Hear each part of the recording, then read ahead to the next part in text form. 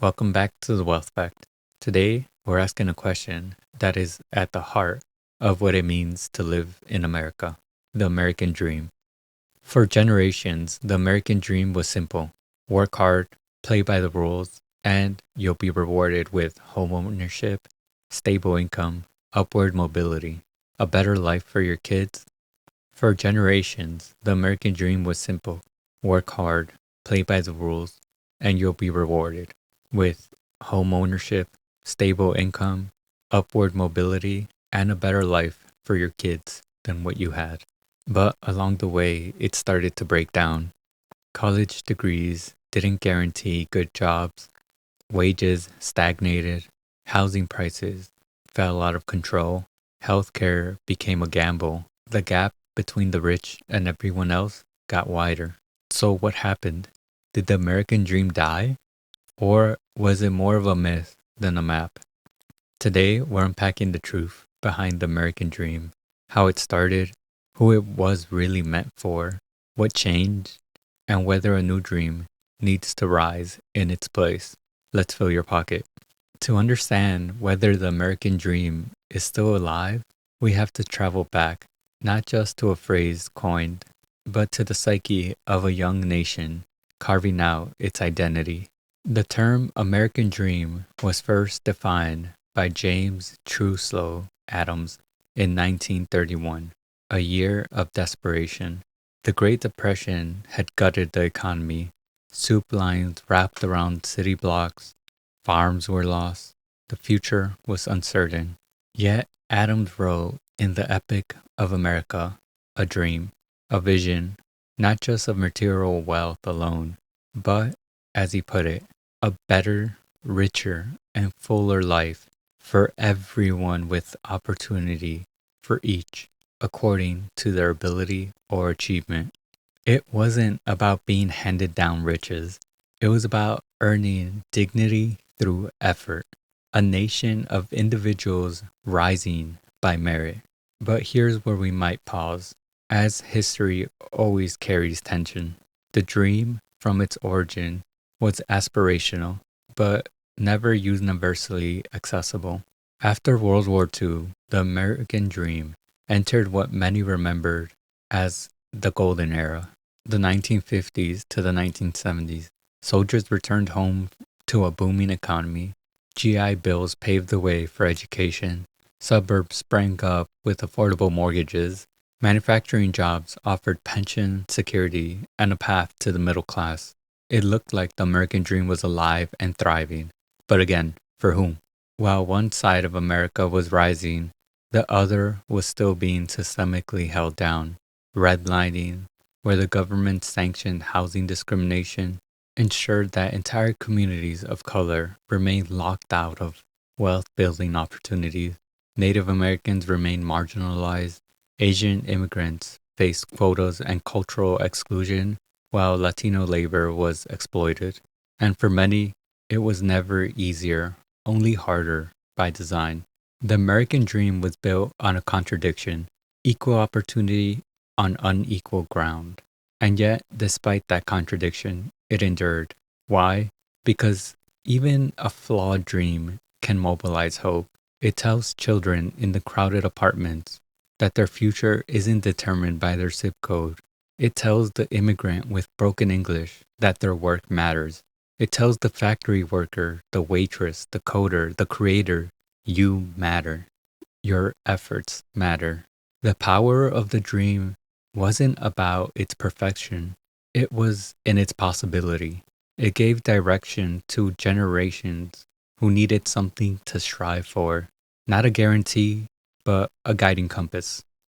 But nearly a century after Adams wrote those words, we have to ask, has the dream evolved or has it eroded? Is it still rooted in effort and achievement, or has it been hijacked by consumerism, status, and inequity? The origin of the American dream wasn't about a mansion or a Tesla or going viral. It was about freedom through effort, dignity through work, and mobility through merit. Unless we understand its true beginning, the hope we'll never be able to truly answer the question that matters the most. Is the American dream still worth chasing, or is it time for a new dream? Fast forwarding to the present day, and the fractures in the foundation of the American dream are no longer theoretical. The scaffolding that once held a shared vision of prosperity is now splintered under the weight of the modern economy. For millennials and Gen Z, it doesn't feel like the dream is out of reach. It feels like the dream was a scam from the start.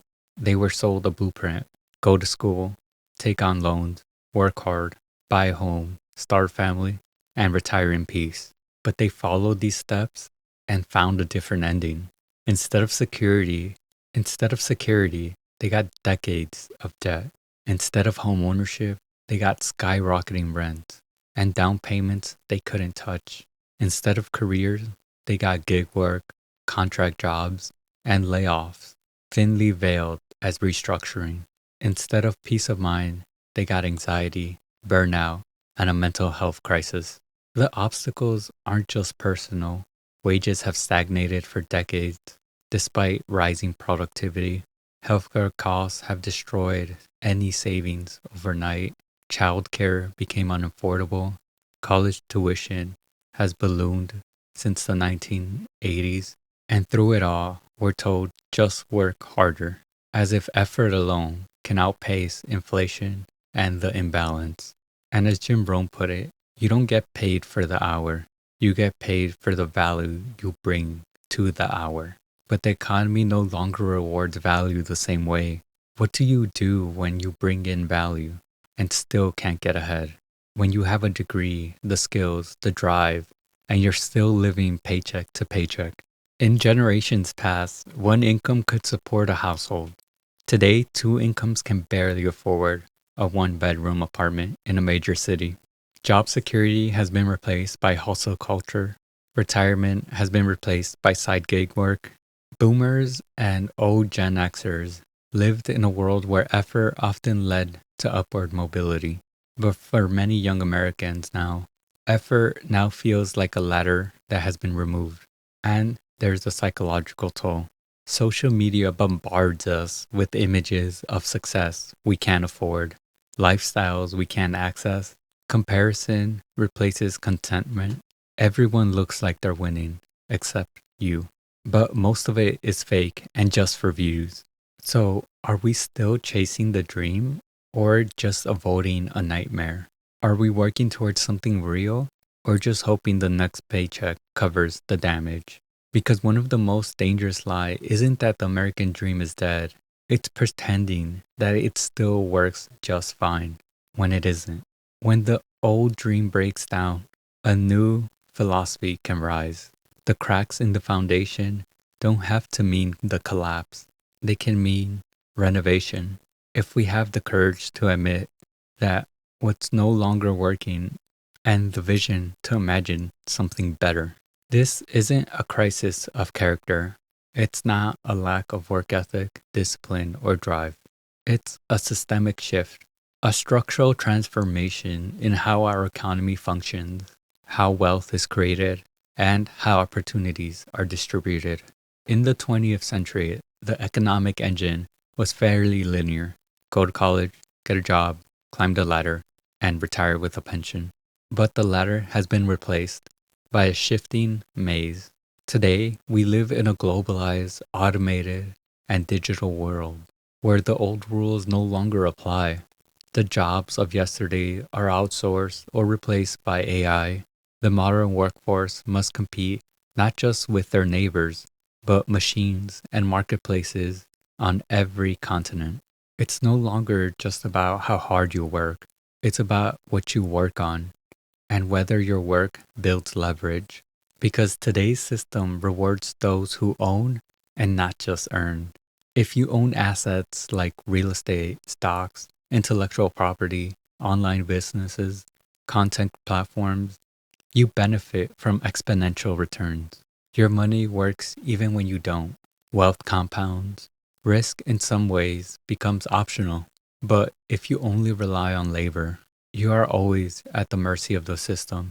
You trade time for dollars. Your income is capped. Your security is fragile. And worse, your time is taxed at the highest rate. This is the new divide, not just between the rich and poor, but between the leveraged and the labor bound. Meanwhile, the rise of the gig economy was sold as freedom. Be your own boss, work on your own terms, set your own hours. But the fine print was hidden in plain sight. No benefits, no healthcare, no retirement plan, no paid time off. It's not entrepreneurship, it's just in time labor, dressed up in Instagram filters and hashtags. And it leaves millions in a cycle of insecurity and instability, chasing tips, gigs, and algorithms just to stay afloat. But here's the hard question: who's teaching that to young people? Is it the schools? Are we training kids to build assets, to understand compound interest, to create online revenue streams, to leverage automation and disruption? Or are we still teaching them to be good employees in a system that no longer guarantees anything in return? The truth is that most people aren't lazy, they're just exhausted, not from lack of effort, but from constantly running a race where the finish line keeps moving. They were promised a ladder and handed a maze. Because once you see the system, you can stop blaming yourself and start learning how to move differently within it. You start shifting from consumer to creator, from employee to entrepreneur, from income to ownership, not overnight, but deliberately, strategically. The American dream isn't dead, it's just no longer handed out in neat little packages. It has to be rebuilt with new map, a new tool, and new principles. And it starts with this realization: the world has changed, and so must you. And if you want to find where the American dream still burns, look to the people who left everything to chase it. Immigrants, not born into it, not entitled to it, but willing to bet everything on it. For decades, centuries, people have crossed deserts, oceans, and borders not just for luxury, but for possibility. They don't come expecting comfort. They come for a chance, a sliver of an opportunity that no matter how narrow it is, it's still more than they had before. Many arrive with little more than just a backpack and dreams. No network, no saving, often not even fluent in English. But what they do have is powerful. They have hope mixed with urgency, and that burns like rocket fuel. Ryan Holiday might call this the very definition of stoic courage: accepting difficulty without complaint, enduring injustice without bitterness, and taking ownership of one's fate even in the face of unimaginable odds. It is the Stoic idea brought to life. Do what you can with what you have where you are. Immigrants often begin at the bottom. They clean hotel rooms, wash dishes, drive taxis, work construction, care for the elderly, and harvest the food that ends up on our tables. They grind quietly and relentlessly. They take jobs others overlook. They live frugally, pooling income with extended family.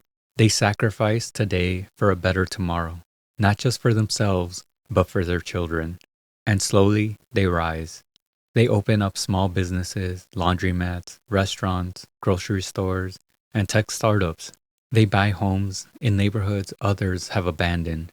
They send their kids to college, often becoming the first generation in their family to ever do so. They build lives from scratch. No blueprint, no margin for error, and no safety net. Because what most immigrants understand intuitively is that the future is not guaranteed, but it can be shaped. And so they work on themselves. They upskill. They learn the system. They save even when it hurts. And they pass on not just money, but a mindset. But then there's the other side of the story: the millions of undocumented immigrants who contribute daily, yet live in the shadows. They pay taxes. They support industries from agriculture to construction. They keep local economies running, but they are denied recognition, security, and basic rights. Many have spent decades here, built families here. They are American in every way except on paper. And yet, they live one traffic stop away from deportation. Their children often navigate a country that embraces their labor but rejects their humanity. Still, they stay. Still, they believe. That too is a form of stoicism, choosing dignity in a system designed to deny it. So we ask ourselves, if the American dream is dead, why do people still risk everything to pursue it? Why do immigrants still come and still believe? Maybe because when you lived without rights, without water, without peace, the idea of a place where effort could matter feels like salvation. Maybe because for many immigrants, the dream is not about becoming rich, it's about having a chance to try. In fact, the most powerful irony of the American dream is that the people who believe in it the most are the ones that are often not born in America. They haven't grown cynical from broken promises. They haven't become numb from suburban comfort. They still see America not as how it is, but as it could be. And perhaps that's where the dream still survives, not in nostalgia, not in policy, not in politics, but in the will of the people who crossed oceans and borders just to come here and have a chance. If the American dream is still alive, they're the ones that keep it breathing. They're the ones that keep the American dream alive. And this means the American dream still lives. Yes, some reach the mountaintop, some still build wealth, buy homes, send their kids to top schools. But increasingly, those who reach the dream are those who started the journey already halfway up the hill. If you're born into wealth, the dream isn't something you chase, it's something you inherit. Your parents co sign the house, they pay your tuition, they help fund your first business. If you stumble, there's a safety net beneath you. That's not to say that there's no work involved, but the stakes are lower, the ladder is sturdier, and the path is clearer. If you graduate without debt, the dream feels possible. You have a head start. You can take risks, build, invest, and experiment. You're not making life decisions under the pressure of monthly minimum payments. If you're in industries like tech, finance, or medicine, the income potential is still strong. There are still waves to ride, stock options, bonuses, scalable business models. You can still play the wealth game with the old rules and still win. But the average worker, for the teacher, the retail worker, the single parent, the freelance creative, the social worker, the hourly laborer, the dream feels less like a staircase and more like a treadmill. You can work 50 hours a week and still not afford a two-bedroom apartment. You can be essential to society and still feel excluded from its rewards. That's because today's American dream demands more than just effort. It demands access, mentorship, capital, networks, and information. It demands an understanding of systems, how to invest, how to scale, how to protect your legacy, how to protect yourself legally and financially. And more people feel lost, not just lazy, not entitled, just lost. Because the map they were given doesn't match the terrain anymore. It's like trying to navigate New York with a map of Chicago. The new economy moves fast. Opportunities are hidden behind passwords, platforms, and privilege. Wealth creation now happens digitally, globally, in asset classes many were never taught about. And the information gap is widening just as fast as the wealth gap. And as Ryan Holiday put it, if you don't know what you're aiming for, you'll never hit it. And that's the paradox of today. The dream still exists, but it's harder to define, harder to reach, and increasingly shaped by forces outside the individual's control. If the old American dream is dying, or worse, no longer accessible to most, then the answer isn't to mourn it, it's to reimagine it. Let's stop clinging to it, as it no longer serves its place in the world we live in today. The promise of a job for life, a suburban home, a pension, and early retirement might have worked in the 1950s, but no longer works but no longer works in the 21st. We are in an age of hyperconnectivity, economic volatility, digital possibilities, and existential fatigue. So maybe it's time to stop trying to revive the dream that was always incomplete and build a new one, a better one. What if the new dream isn't about how much you have, but how much you control? What if success is no longer measured in square footage, job titles, or how early you can retire, but in how free you are to live on your own terms? The freedom to say no to projects, people, and systems that you don't align with. The space to think, to breathe, to reflect, to not be ruled by urgency. The ability to choose purpose over a paycheck, even if it pays less, but means more. The power to design a life that reflects your values, not just someone else's expectations. This is not about giving up ambition, it's about redirecting it. This is the new American dream. Not a house with a white picket fence, but a life that feels full to you. Not retirement at 65, but relevance and vitality at every stage of your life. Not climbing a corporate ladder, but building your own ladder or deciding not to climb at all. And perhaps the most radical part of this new dream is that it's not tied to a location.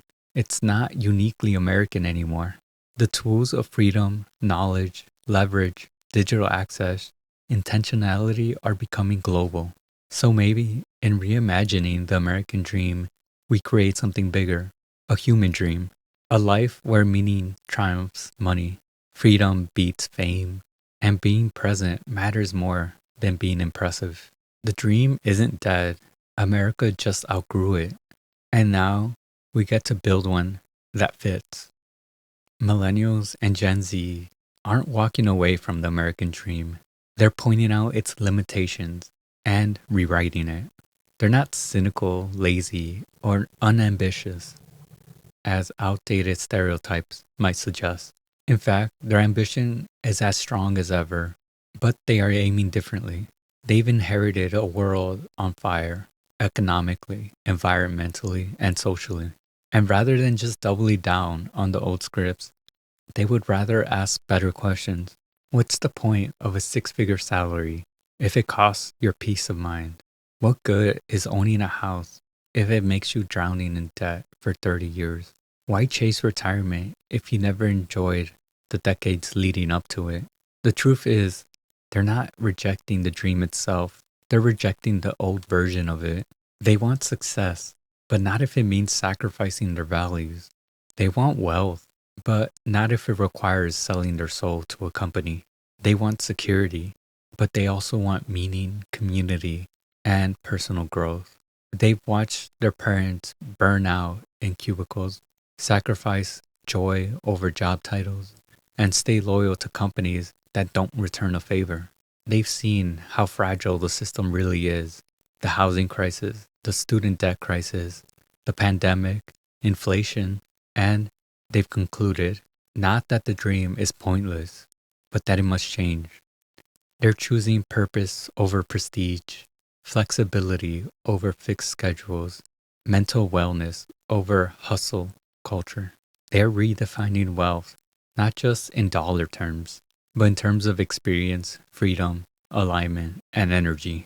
Some are choosing digital nomadism, building careers from laptops, trading traffic for travel, meetings for meaning. Some are leaning into social entrepreneurship, building ventures that don't just generate a profit, but create an impact. Some are opting for minimalist lifestyles, downsizing consumption to upscale presence and intentionality. And perhaps most importantly, they're doing it in a new kind of courage. The courage to question all the scripts, the courage to say no to paths that look successful but feel empty, the courage to start over even when it makes others uncomfortable. And that's the revolution of Gen Z and millennials. They've realized no one is coming to help them, so they have to build it on their own. They don't want the dream that was sold to them. They want the dream that fits with who they actually are. Maybe the future American dream isn't about living better in the traditional sense, bigger house, higher salary, fancier titles. Maybe it's about living truer. The American dream isn't dead, it's just evolving, and it's yours to redefine. Thank you for listening. Until next time.